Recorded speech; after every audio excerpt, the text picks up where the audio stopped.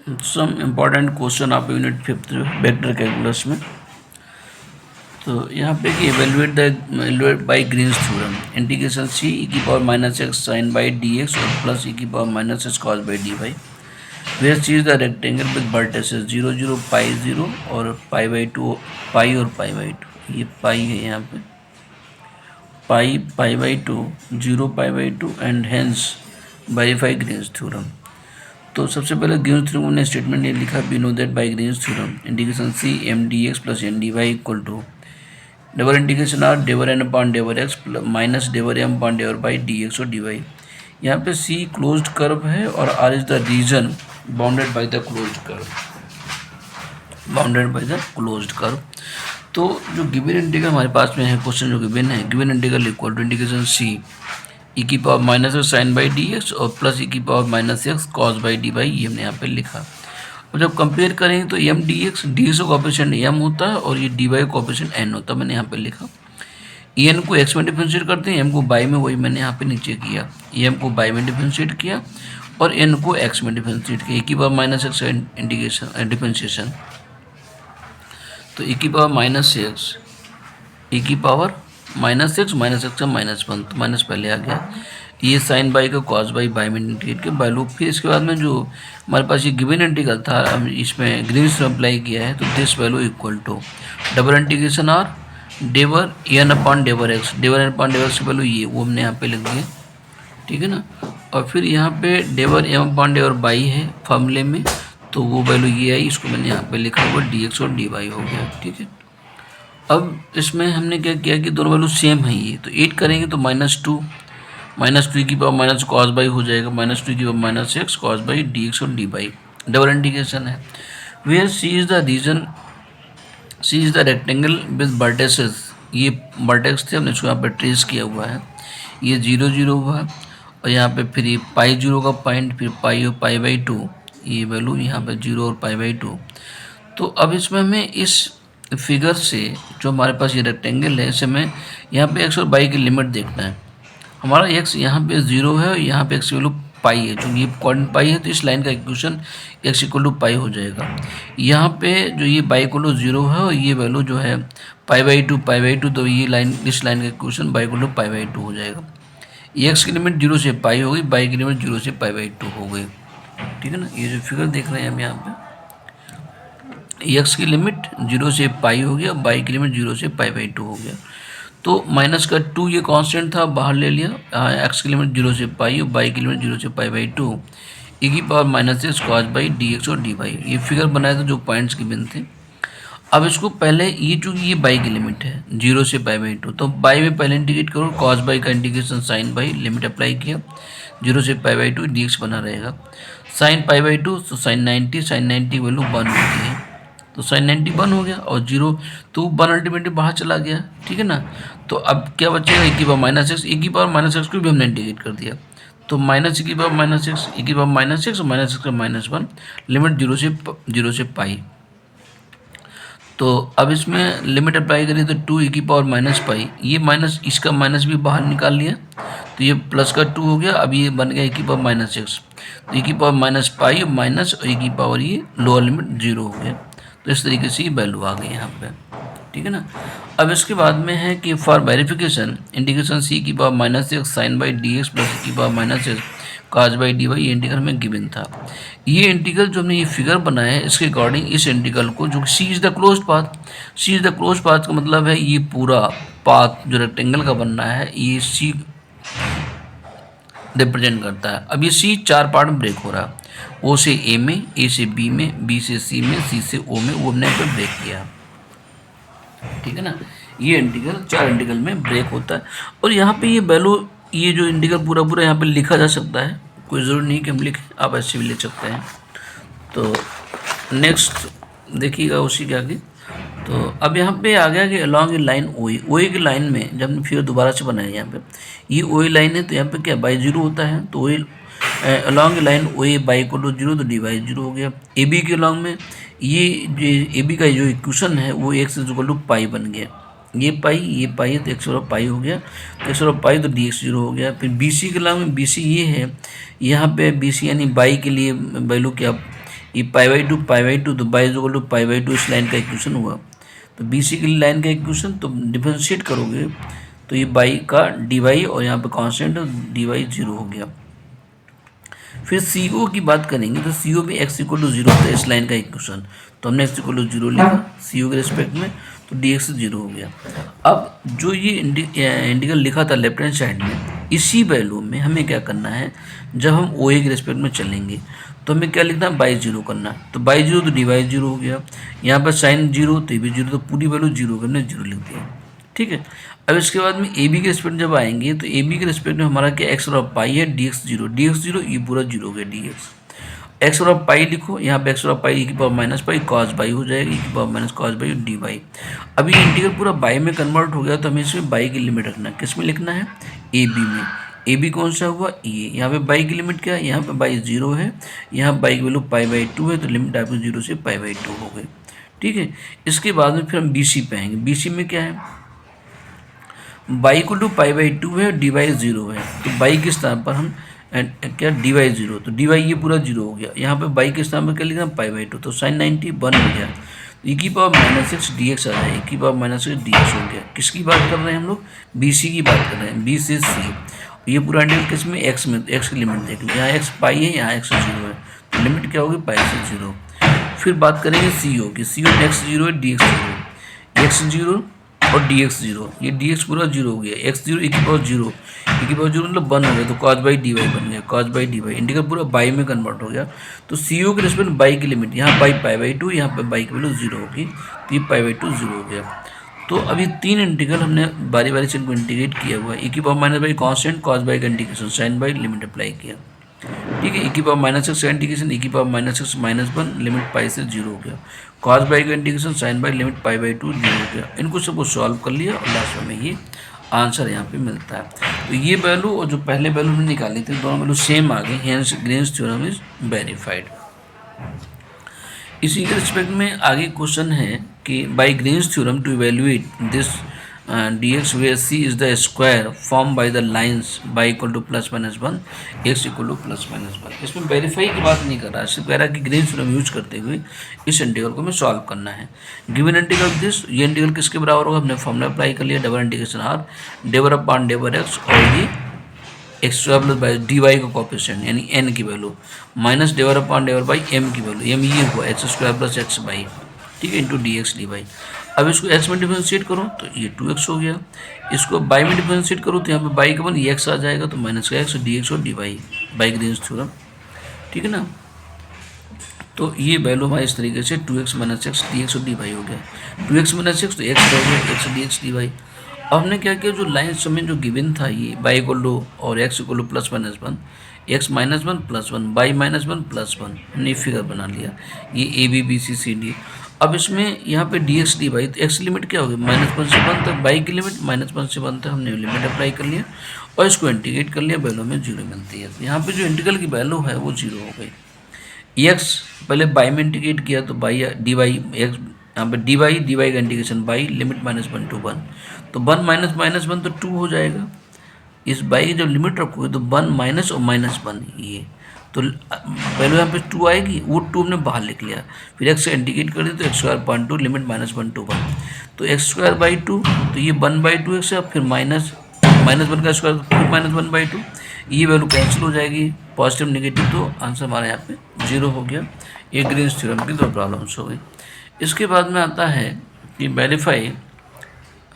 Verify Stokes theorem for the function f equal to x square i plus x y j integrated round the square whose sides are x equal to zero, y equal to zero, x equal to y equal to in the plane z equal to zero. हम Stokes theorem की बात कर रहे हैं, तो पहले हमने Stokes theorem यहाँ पे लिखा, we know that by Stokes theorem integration C F dot d r equal to double integration S curl F dot n cap d S. तो सबसे पहले हम यहाँ पे क्या निकाल लेंगे, कर्ल एफ। हमें एफ क्वेश्चन में गिवन है, तो given that F equal to x square i plus x y j, तो curl F equal to del cross F is equal to, ये डिटरमिनेंट बनता है। फर्स्ट रो में आई जे क्यू होता है, सेकंड में divide upon divide x divide upon divide y divide upon divide z, और f में जो आई जे के coefficient, i coefficient x square है, जे का कोफिशिएंट एक्स बाई है, और k का कोएफिशिएंट यहाँ पे 0 हो गया। ठीक है, तो i, अब i ये value divide upon divide by into 0 तो 0 रहेगा। इस वैल्यू को z में, z यहाँ पे है नहीं, फिर 0 हो गया। ठीक है ना, नेक्स्ट जस्ट ए मिनट, हाँ यस। तो अब ये यहाँ पे ये बाई में कर 0, ये जेड यहाँ पे जेड है नहीं तो जेड में वैल्यू 0 हो गई। फिर माइनस से इस वैल्यू को x में 0, यहाँ पे एक्स स्क्वायर को z में 0, फिर प्लस k में ये x में डिफरेंस 0, यहाँ पे x में डिफरेंस तो बाई आएगा। इस वैल्यू को आप बाई में करोगे तो यहाँ पे एक्स स्क्वायर तो 0 हो जाएगा। तो ये वैल्यू 0 है, ये भी 0, यहाँ से वैल्यू क्या मिला कि k बाई मिला, हमने यहाँ पे k बाई लिख लिया। ठीक है ना, के वाई यहाँ पे वैल्यू आ गई। Here n cap equal to k, n cap is perpendicular to x y plane. Question में दिया था कि integrate round the square whose sides are this in the plane z equal to 0। Plane z equal to 0 का मतलब कि x y plane हुआ, और x y plane पे जो परपेंडिकुलर होता है वो के होता है, इसलिए एन कैप की वैल्यू यहाँ पे के लिखा है। N cap is the, n cap मतलब क्या, perpendicular normal vector to the given surface. तो नॉर्मल वेक्टर है, परपेंडिकुलर वेक्टर आपका के है यहाँ पे, इसलिए के लिखा। तो now double integration S curl F dot n cap d s, हमने ये जो स्टोक्स थ्योरम का राइट हैंड साइड की वैल्यू उठाया यहाँ पे। कर्ल एफ की वैल्यू पुट किया, के बाई हो गया। एन कैप की वैल्यू के था, डॉट के लिखा। डॉट का इंपॉर्टेंस है, ये डॉट, डॉट का सिंबल जरूर मस्ट है बनाना यहाँ पे। D x d y upon mod n cap dot k. ठीक है, ये डी एस की वैल्यू होती है। तो के डॉट के 1 हो गया तो बाई रह गया। यहाँ पे एन कैप की वैल्यू के, यहाँ पे भी के डॉट के डाई भी 1 हो जाएगा, तो by d x D y हो गया। तो अब ये डबल इंटीग्रेशन यहाँ पे यस था, तो यानी यहाँ पे हमें एक्स और बाई की लिमिट चाहिए। हमने यहाँ पे फिगर बनाया जो क्वेश्चन में गिवन था कि x equal to 0, x equal to a है, y equal to 0, y equal to a है। तो लिमिट स्पष्ट दिख रही है, एक्स की वैल्यू 0 टू ए है, बाई की लिमिट भी 0 टू ए है। हमने लिमिट अप्लाई कर दिया, इसको इंटीग्रेट कर लिया, तो वैल्यू हमारे पास ये मिलती है ए क्यू बाई 2। ठीक है ना, एज यूजल सिंपल इंटीग्रेशन है यहाँ पे। क्योंकि पहले बाई में करो तो बाई स्क्वायर अपॉन 2 हो गया, लिमिट 0 से ए हो गया, तो यहाँ पे ए स्क्वायर अपॉन 2 बाहर आ गया। फिर डी एक्स बनेगा, डी एक्स इंटीग्रेशन एक्स आएगा, लिमिट 0 टू ए, तो ए मिल जाएगा, मल्टीप्लाई करने पे ए क्यूब हो गया। अब इसमें हमें वेरीफाई करना है, तो now integration C F dot d r equal to integration O से ए से बी से सी से ओ, जैसे अभी पीछे किया था ग्रीन्स थ्योरम में, सेम उसी तरीके से यहाँ पर भी करना है। Along line O A y equal to 0 d y 0 हो गया। अलॉन्ग लाइन ए बी में एक्स इक्वल टू ए है, x equal to d x 0 हो गया। बी सी में बाई इक्वल टू 0 है, तो y equal to 0 d y 0 हो गया। सी ओ में बात करेंगे तो हमारा एक्स 0 है, यहाँ पे एक्स 0 है, तो डी एक्स 0 हो गया। तो जो इंटीग्रल हमारे पास में गिवन था, यानी integration C F dot d r, वो वैल्यू हमने यहाँ पे लिखी हुई है। Integration C F dot d r, F की value x square i plus x y j, x square, ये x square i plus x y j, ये फंक्शन में एफ की वैल्यू गिवन थी। ठीक है, इंटू डॉट डी आर लिखा, तो डी आर की value D x i plus D y जे लिखा। के क्यों नहीं लिखा, क्योंकि यहाँ पर 2 डायमेंशन की बात कर रहा है एक्स और वाई की, इसलिए यहाँ पर d x i d y j dot करिएगा। तो integration c x square d x, ये एक्स बाई डी वाई के साथ में आई का आई के साथ डॉट, जे का जे के साथ डॉट, ये डॉट का सिंबल है यहाँ पे। तो x square d x plus x y d y, ये इंटीग्रेशन सी हो गया। अब ये 4 पार्ट में ब्रेक होगा, ओ ए बी बी सी और सी ओ के अकॉर्डिंग। ठीक है, तो उस वैल्यू को हम लोग नेक्स्ट पेज पे देखते हैं। तो जस्ट ए मिनट, हाँ यस। तो integration c x square d x plus x y d y. ठीक है ना, अब क्या किया कि जब हम ओ ए के लॉन्ग की बात करते हैं, ओ ए के लॉन्ग बाई 0 था, तो यहाँ पे बाई 0 पूरा खत्म, एक्स स्क्वायर डी एक्स मिल गया। यहाँ ओ ए के रिस्पेक्ट में लिमिट एक्स की 0 से ए हो गई, फिर प्लस ए बी के रिस्पेक्ट में एक्स इक्वल टू ए है और डी एक्स 0, ये 0 हो जाएगा, एक्स इक्वल टू ए रख दो तो ए बाई डी वाई हो जाएगा। ठीक है, फिर इसके बाद में बी सी की बात करूँ, बाई इक्वल टू ए है, डी वाई 0 हो जाएगा, तो बाई इक्वल टू ए और डी वाई 0, ये पूरा 0 हो गया, यहाँ पे एक्स स्क्वायर डी एक्स मिलेगा। फिर प्लस सी ओ की बात करो तो एक्स इक्वल टू 0, यहाँ पे एक्स 0, यहाँ पे एक्स 0, तो पूरा इंटीग्रल 0 हो गया। ये 3 इंटीग्रल बने, हमने इनको इंटीग्रेट किया और यूज़ किया, तो इस तरीके से वैल्यू में ए क्यू अपॉन 2 मिल गया। वहाँ पर भी ये वैल्यू मिली थी, सेम वैल्यू, तो हमने आगे क्या कर दिया, hence the Stokes theorem is verified. ठीक है, इस तरीके से ये हमारे थ्योरम्स क्वेश्चंस हुए यहाँ पे ग्रीन्स पे और स्टोक्स पे। अब हम एक क्वेश्चन की बात करते हैं उसकी गॉस डाइवर्जेंस थ्योरम की। तो पहले तो उसका स्टेटमेंट यहाँ पे दे देते हैं। ठीक है, तो गॉस डाइवर्जेंस थ्योरम पे एक क्वेश्चन और देखते हैं। Gauss divergence theorem, divergence theorem. तो गॉस डाइवर्जेंस थ्योरम का स्टेटमेंट हमें यहाँ पे तीनों थ्योरम के याद होने चाहिए। ये सेक्शन ए में भी पूछ सकता है, स्टेटमेंट सिर्फ आपसे लिखवा सकता है कि if F is a vector point function having a continuous first order partial derivative. तो मैं स्टेटमेंट लिख दे रहा हूँ यहाँ पे, देख लीजिएगा इसको। If F is a vector point function, ये वेक्टर पॉइंट फंक्शन है। F is a vector point function having continuous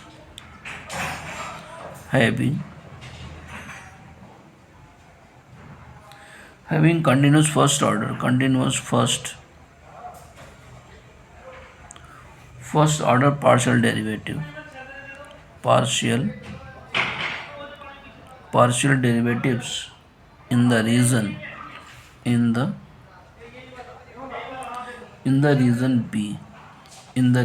B bounded by region B bounded by a closed surface, bounded by a closed surface, yes, then double integration is f dot n cap ds is equal to triple integration b और ये divergence ef db, ठीक है। Double integration s f dot n cap d s equal triple integration b divergence f d b. ये double integration यहाँ पे f dot n cap d s है, यहाँ पे डाइवर्जेंस एफ डी बी है। Where n cap is the outward normal vector, where n cap is a normal vector,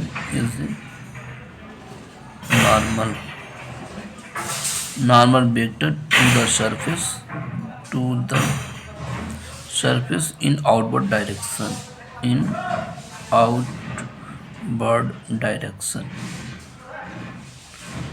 ठीक है ना। ये आपका यहाँ पे n की वैल्यू, ये तो ये थ्योरम का स्टेटमेंट थ्योरम हुआ। इस पे एक क्वेश्चन हम करेंगे और क्लास में हम लोग कर चुके हैं। तो एक क्वेश्चन ऐसा हम लोग करते हैं कि इसमें वेरिफिकेशन भी हो और पूरी बात वहाँ पे आ रही है।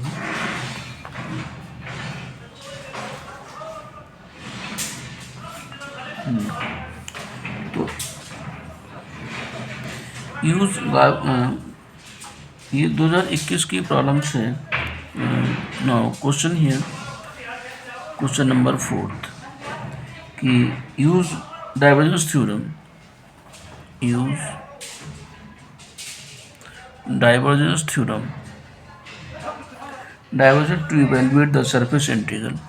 to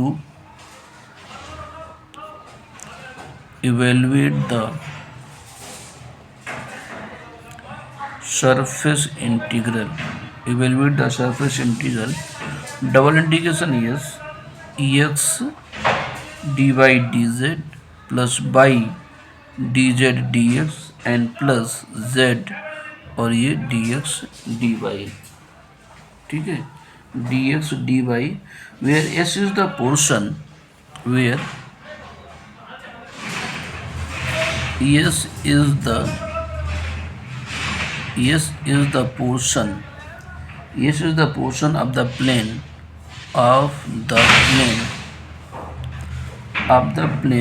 x plus 2y or plus 3z is equal to 6 which lies in the first octant, which lies in the first octant, ठीक। ये क्वेश्चन है यहाँ पे, which lies in the first octant। चलिए कहने की use divergence theorem to evaluate the surface integral double integration x dy dz plus y dz dx plus z dx dy where s is the portion of the plane x plus 2y plus 3z equal to 6 which lies in the first octant। और तो by Gauss divergence theorem for solution, by Gauss divergence theorem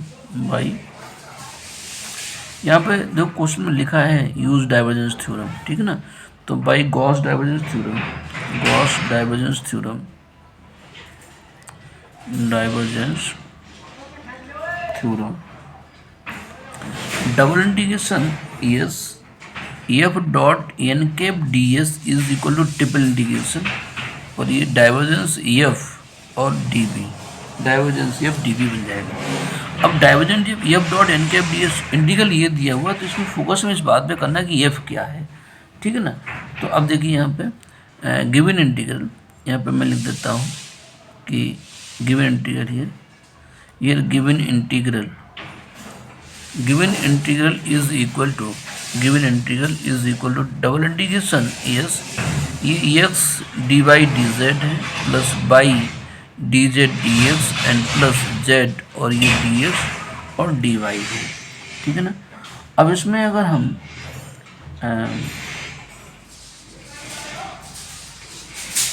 F की value लिखें, इससे हमें F की value लिखना है, n cap d S की वैल्यू लिखना है। चलिए इसको नेक्स्ट पेज पे हम फोकस करते हैं।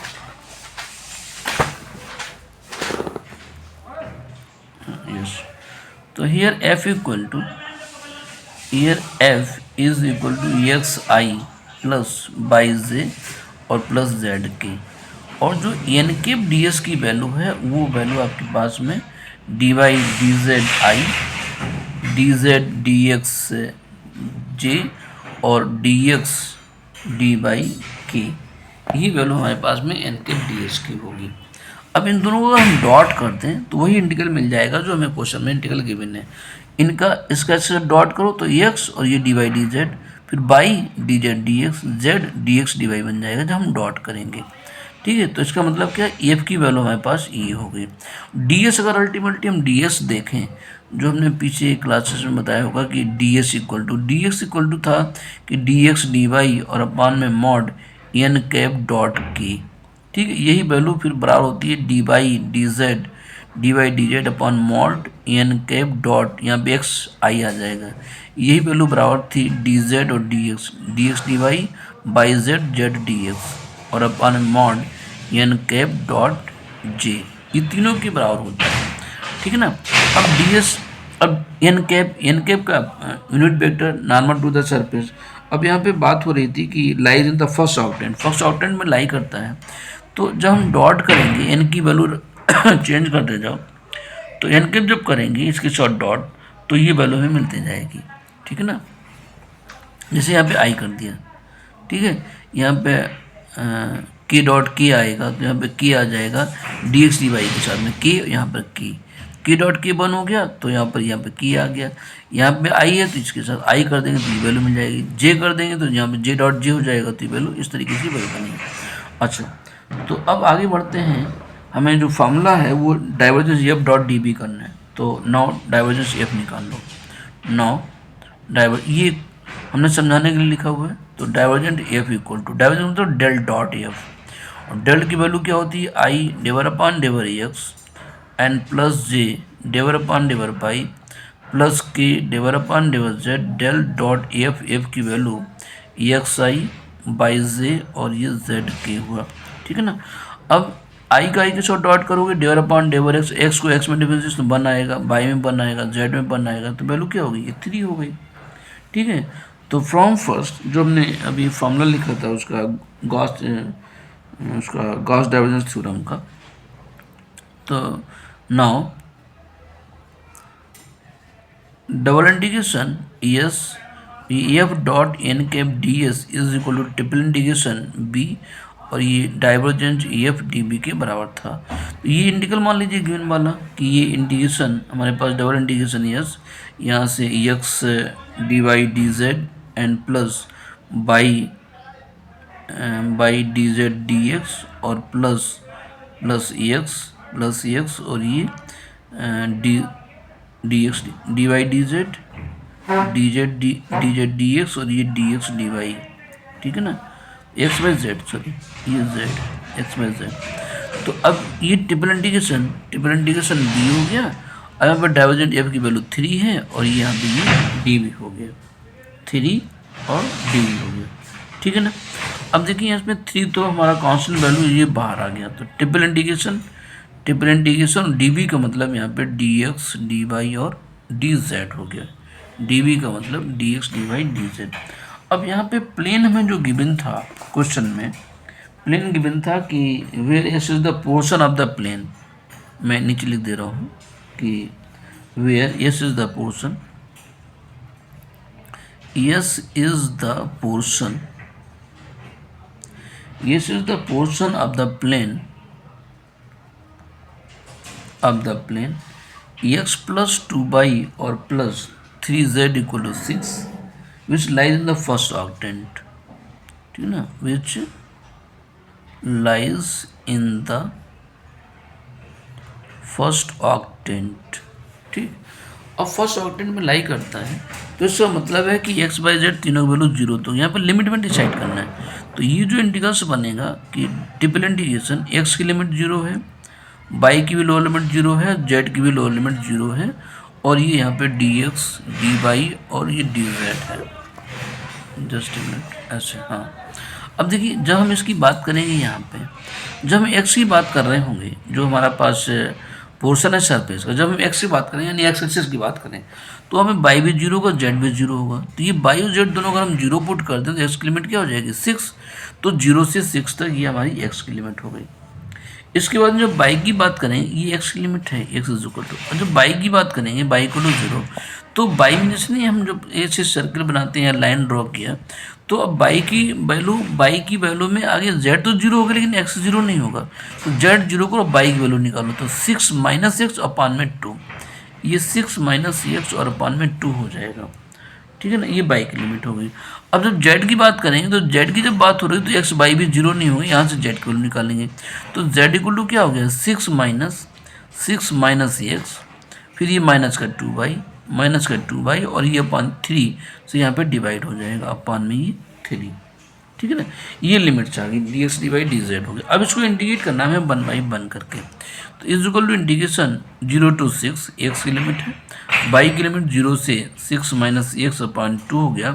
हम जेड में इंटीग्रेट करें तो डी जेड का इंटीग्रेशन आपका जेड आएगा और जेड की लिमिट अप्लाई कर दो, 0 to 6 माइनस एक्स माइनस का 2 बाई और अपान में 3 और इंटू में ये डी एक्स और ये डी बाई हो गया, is equal to 0 to 6 integration 0 to 6 minus x और अपान में 2, और इसको जेड इसकी लिमिट अप्लाई करना है, तो जेड के स्थान पर क्या आ जाएगा 6 माइनस एक्स माइनस का 2 बाई और अपान में 3 और इंटू में ये डी एक्स और ये डी वाई हो जाएगा। अब इसको बाई में इंटीग्रेट करना है, तो 1/3 जो कांस्टेंट वैल्यूज है इसको हम बाहर ले सकते हैं, ठीक है।